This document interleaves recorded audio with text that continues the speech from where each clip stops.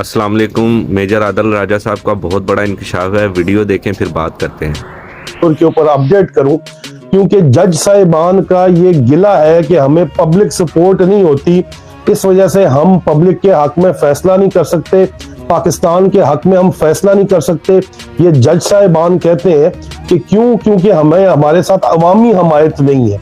अवामी हमायत अगर हो हमारे पास तो हम फिर तूफान से भी टकरा जाएं। ये आला अदलिया के जज साहिबान जब बाद में अपने मेमोयर्स लिखते हैं या अपने दोस्तों के पास बैठते हैं तो फिर जब हार्ड टॉक्स होती हैं, खुलेआम गुफ्तगू होती है, हार्ट टू हार्ट बात होती है, तो ये कहते हैं कि जी हम इस वजह से कुछ नहीं कर पाए क्योंकि हमें अवाम ने हमारी सपोर्ट नहीं की।